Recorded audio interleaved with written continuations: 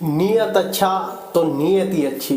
जी हाँ दोस्तों, क्योंकि जो हमारे पूर्व कर्म है वो तो भोगने हैं, लेकिन आज हमारी नियति कैसी है, या फिर कहें कि नियति तो जो है वो चल रही है, आज हमारी नियत कैसी है। दोस्तों नियत के ऊपर ही कहते हैं कि नियति का प्रभाव जुड़ा हुआ होता है, क्योंकि हमारी जो वाइब्रेशंस हैं यही प्रकृति के साथ जुड़ी हुई है, या फिर कहते हैं कि जो हमारी वाइब्रेशंस है यही प्रभु के साथ आज कनेक्टेड है। क्योंकि नियत में हम अक्सर ये देखते हैं, जो हम चाहते हैं कि जैसे मान लो एक कोई उपहार रखा हुआ है और हम चाहते हैं यार इसको ना मिले मुझे मिल जाए, मतलब आपकी यहाँ पर कहीं ना कहीं अरे तुझे चाहिए तू ले जा, कोई बात नहीं। विचार अच्छे होने चाहिए हमेशा, हो सकता है बुरे आ रहे हो लेकिन हमें प्रयास करना है कि अच्छे विचार आए, नियत अच्छी रहे। नहीं आ रहे, कहीं ना कहीं बिल्कुल नेगेटिव हो रहे हैं, तो प्रभु का नाम जप करें, कहीं ना कहीं मेडिटेशन ध्यान पर फोकस करें, क्योंकि आत्मशुद्धि उसी से होगी।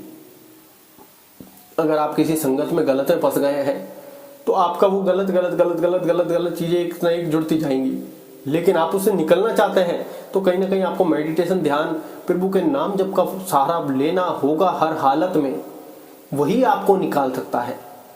अन्यथा कोई और चीज आपको नहीं निकालेगी, क्योंकि प्रभु के नाम जप में और मेडिटेशन ध्यान में वो ताकत है, क्योंकि दोनों अंतर्मन आत्मा से जुड़ी हुई होती है और आत्मा से ही परमात्मा का मिलन संभव है, और वो भी मेडिटेशन ध्यान से ही। तब आपको इन चीजों का एहसास होगा कि नियत से ही नियति बनती है। आज हमारी नियत कैसी है, आप देखोगे हम किसी चीज को बहुत जबरदस्ती पकड़ने की कोशिश करते हैं लेकिन वो चीजें फिसल जाती है।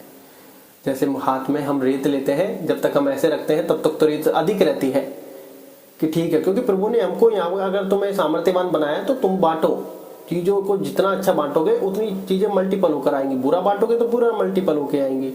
और जब हम जैसी चीजों को भीजते हैं तो वो रेत फिसलने लगती है, और जब हमारे किंचित मात्र हाथ में रह जाती है तो चीजों को भीजने से चीजें नहीं रुकेंगी, चीजों को बांटने से अधिक होकर आएंगी आपके पास।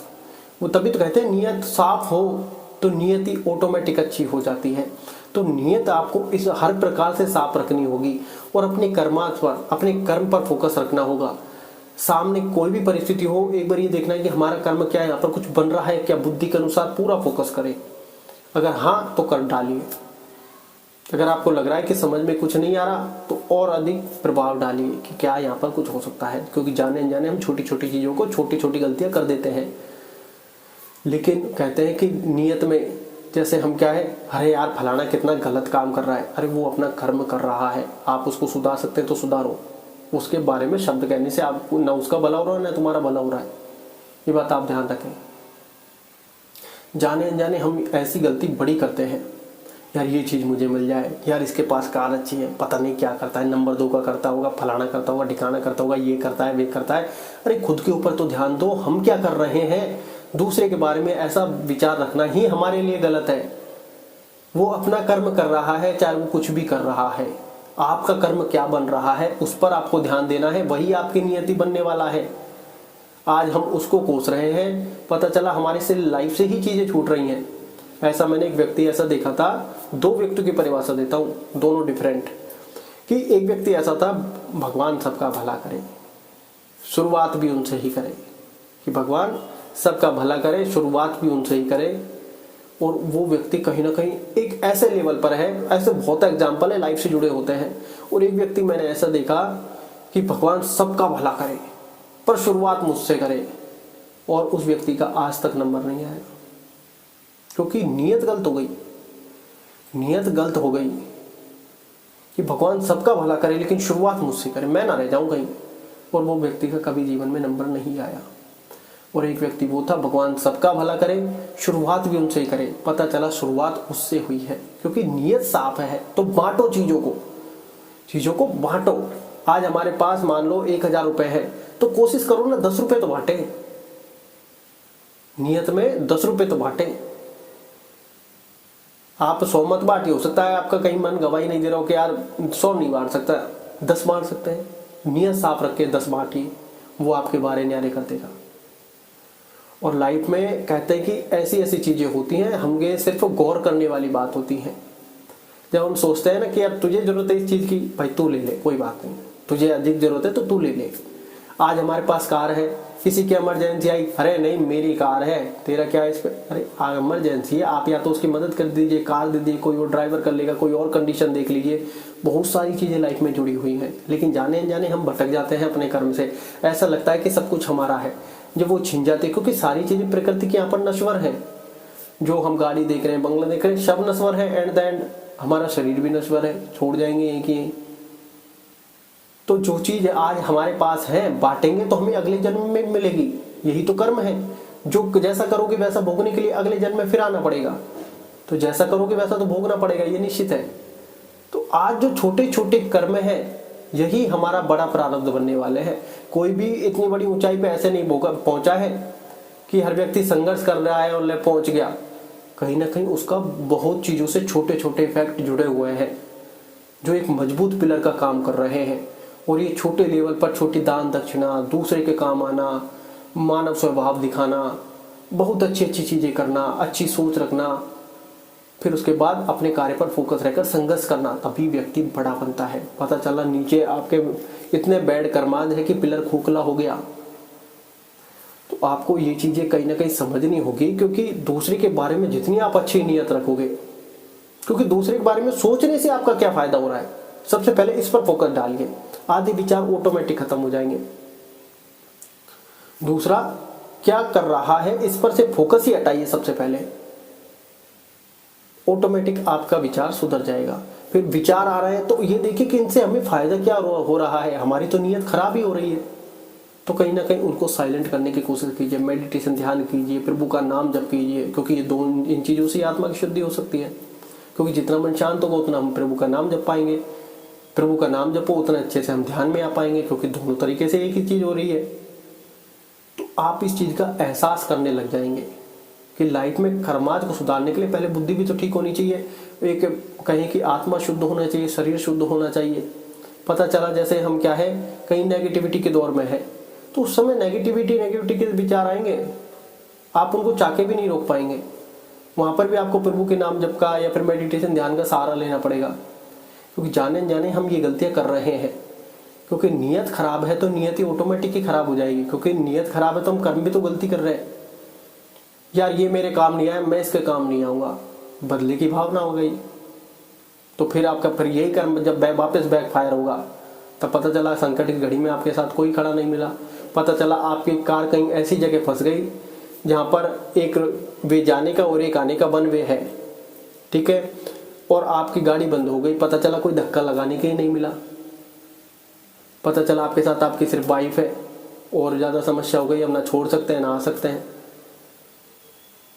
और कोई आ गया कि मैं स्टार्ट करके ट्राई करता हूं, तो आप उसको सीट पर नहीं बैठा सकते, बगल में वाइफ भी है, और सारी चीजें भी ध्यान रखनी पड़ती है। कहीं ना कहीं अब आपने ऐसे कर्म किए होंगे तो धक्के लगाने वाले भी मिलेंगे, चाहे आपने इसका जन्म नहीं किया हो, पिछले जन्म में किए हो, तो धक्के लगाने वाले भी ऑटोमेटिक ही आएंगे। तो आपको इन चीजों का एहसास होगा, क्योंकि वहां पर जाम लग जाएगा तो आपकी मुसीबतें और बढ़ने वाली हैं। क्योंकि कोई भी आजकल आप देखोगे सिर्फ हॉर्न बजाते हैं, गलती से गाड़ी में धक्का देने वाला कोई नहीं मिलता। लेकिन कहीं हमारे कर्मा जुड़े होंगे तो गाड़ी में धक्का देने वाले मिलेंगे साइड में, और बहुत सारी मदद भी कर देते हैं। ऐसा नहीं है कि और भी गाड़ी में स्टार्ट करना कि क्या गड़बड़ है, इंजन भी देख लेते हैं, स्टार्ट भी कर देते हैं। बहुत से व्यक्ति की स्टार्ट करके आपको आगे बढ़ा देते हैं, या फिर कहें कि उस रास्ते से जैसे निकलते हैं गाड़ी ऑटोमेटिक स्टार्ट भी हो जाती है, क्योंकि आपने कहीं ना कहीं कर्माज किए हैं। ऐसा ही मैं एक उदाहरण बताता हूँ कि एक व्यक्ति था जो अपनी वाइफ के साथ जा रहा था। ये कर्माज का ही है और ये उदाहरण बड़ा सटीक बैठता है और मेरे यही आता है, इसी को लेकर आपको एग्जाम्पल भी दिया है। तो व्यक्ति वन वे पे था, एक जाने के आने का, और सडनली उसकी गाड़ी बंद हो जाती है अचानक से। वाइफ साथ में बैठी थी, अब उसको नहीं पता कि क्या करना है, क्योंकि अकेला व्यक्ति धक्का नहीं दे सकता, हैंडल कोई संभालने वाला नहीं है। और वहां पर जाम ही जाम लग गया, पूरा ट्रैफिक जैम हो गया, कोई उतर कर नहीं आ रहा। अब उसने सिर्फ एक ही चीज की, हे प्रभु मदद करो। अचानक से पता नहीं कहां से 3 बंदे ऐसे आए, धक्के लगाए और हल्की सी गाड़ी बस पुश की। उस बंदे ने दोबारा चाबी घुमाई, कार स्टार्ट हो गई। उस बंदे को अपने सारे कर्माज याद आने लगे, ये सारा खेल कर्म का है। यहाँ पर थोड़ा सा अपमान अपयश मिलना था, परेशान होना था, मैं हुआ। अब गाड़ी क्यों स्टार्ट हो गई, बिना धक्के के स्टार्ट हो गई। तब एहसास होता है इन छोटी छोटी चीजों का। क्योंकि जब हम भोगते हैं तभी हमारे समझ में आता है, क्योंकि जब हमारे साथ बीतती है ना तभी हमारी आंखें खुलती है। क्योंकि आज हमें ये सोचिए कि आज हमने कहीं पिछले जन्म में भी मानव होंगे तो ऐसा सोचा होगा, कर्म किए होंगे, आज अब कहीं लाइफ में हम सरवाइव कर रहे हैं तो कुछ तो किया ही होगा।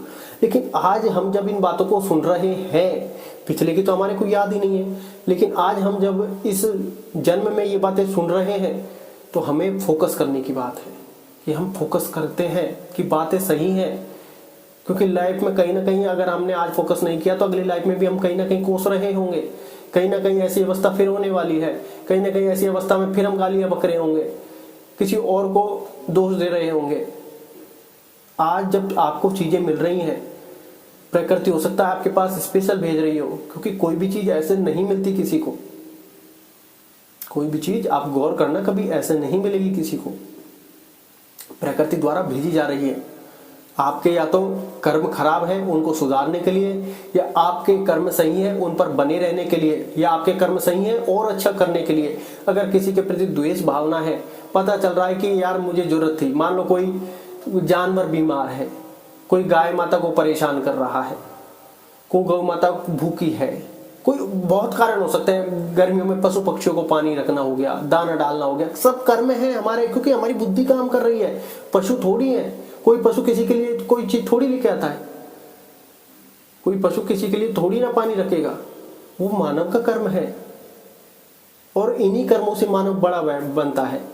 बहुत से लोगों को आप देखोगे, मछलियों को आटा डालने जाते हैं, कबूतरों को दाना डालते हैं, कौवे को दाना डालते हैं, भाई उनको जरूरत क्या है, आप नहीं डाल रहे भाई। कहीं ना कहीं उनको कर्मों की पहचान है कि जब ये चीजें कर्माद में जुड़ेंगी तो ये उनके काम आएंगी। हो सकता है उनको पता है आज मुझे इसका फल नहीं मिलेगा, आज उनको पता है फल नहीं मिलेगा, और उनको ये भी नहीं पता कि इस चीज का क्या फल मिलेगा। हम कोई चीज की तैयारी करते हैं, टीचर की तैयारी करते हैं, तो हमको वहां पर फल पता होता है कि इससे मैं टीचर बन सकता हूँ।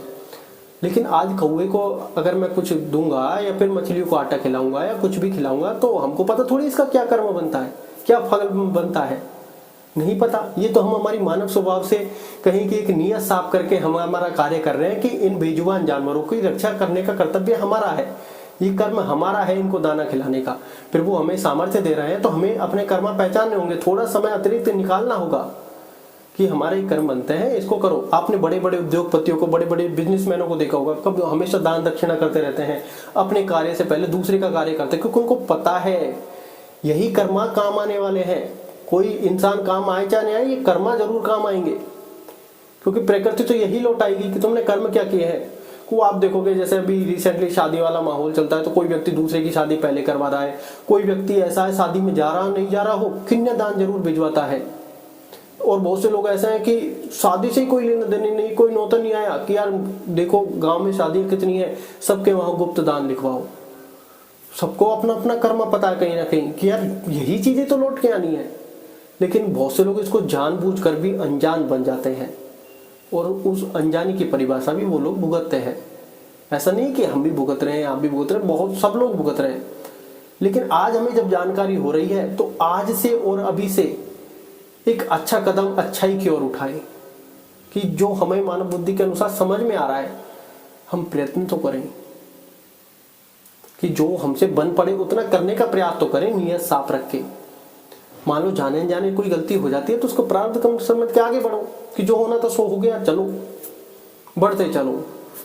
तो तब आपको एहसास होगा इन सब चीजों का, तब हमें हमारे कर्म समझ में आने लग जाते हैं जब हमारे साथ खुद के साथ बीतती है। तो इसलिए कहते हैं नियत हमेशा अच्छी रखो, नियति ऑटोमेटिक अच्छी हो जाएगी। पता चला हम भगवान की पूजा पाठ कर रहे हैं और मन में आया भगवान इसका भला, ये कैसे पैसे कमा रहा है, मैं भी ऐसे पैसे कमाता है, इसके पैसे मेरे पास आ जाएं। भगवान ये कैसे कर रहा है, ये गलत कर रहा है। अरे भगवान की तुम पूजा कर रहे हो तो ये तो तुम्हारा अंतर मन से करो। हालांकि चलो हमारे मन में बहुत सारे थॉट विचार चलते हैं, सबके में चलते हैं, लेकिन दूसरों को तो गाली मत दो। दूसरे के अगर उनसे छोड़ो ना, भगवान मुझे ये मिल जाए, चलो यहाँ तक भी ठीक है, खुद के लिए तो मांग रहे हैं, दूसरे को दोष क्यों दे रहे हैं। सबसे पहले आपको वहां से नियत सुधारनी है। नियत इन द सेंस वो है कि आप दूसरे के बारे में बुरा सोच रहे हैं और खुद का भले के लिए भगवान के पास फाइल लगा रहे हैं। तो भगवान हमारे कर्मों की फाइल तो देखेंगे कि यार इसने क्या क्या किया है, क्या क्या सोचा है दूसरे के प्रति, इसकी भावना कैसा है, दूसरे को बांटेगा नहीं बांटेगा, क्या इसके कर्माद निकल के आ रहे हैं, कितना दान किया, कितना दक्षिणा, तब एहसास आएगा कि ये व्यक्ति तो खुद के बारे में सोच रहा है, दूसरे के बारे में इसकी बुरी भावना है, दान दक्षिणा इसने कुछ की नहीं है, दूसरे को गाली वगली बकता है। आप पता चलेगा कहीं ना कहीं लाइफ में स्ट्रगल कर रहे हैं, कहीं ना कहीं आपके पास चीज आती आती दूर जा रही है, कहीं ना कहीं आपको ऐसा लग रहा है कि मैं बहुत तगड़े तरीके से संघर्ष कर रहा हूं लेकिन सक्सेस नहीं मिल रही है। तो कहीं ना कहीं कर्मों का ही तो प्रभाव है। तो हमें जरूरत है अपना प्रारब्ध सुधारने के लिए हमारे आज के कर्म सुधारना, क्योंकि जो पूर्व है हम उनको सुधार नहीं सकते, जो हो गए हैं उनको हम सुधार नहीं सकते, जो आज हम प्रेजेंट टाइम में है यही हमारा फ्यूचर बनने वाला है। तो आज के टाइम से ही अपने आप से कुछ ऐसा संकल्प लें कि हम हमेशा अच्छा करने का, अच्छी सोच, अच्छी भावना का हमेशा प्रयत्न करेंगे। और ये शुरुआत हम अपने आप से और अपनी फैमिली से ही चालू करेंगे।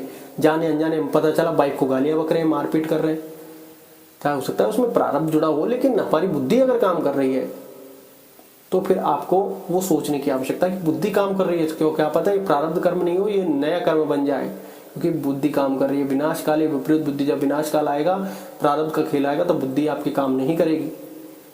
लेकिन जब बुद्धि काम कर रही है तो हो सकता है ये आपका नवीन कर्म बन जाए और पता चला अगले जन्म में पत्नी पति बन जाए और फिर मामला उल्टा सेट हो जाए। तो सबसे पहले शुरुआत अपने आप से, फिर अपनी फैमिली से धीरे धीरे, क्योंकि हर व्यक्ति अगर अपने आप से शुरुआत करेगा तो पूरी फैमिली तो ऑटोमेटिक शुरुआत कर चुकी होगी, पूरा समाज ऑटोमेटिक शुरुआत कर चुका होगा, पूरी सोसाइटी जुड़ चुकी होगी, पूरा देश जुड़ता चल जाएगा।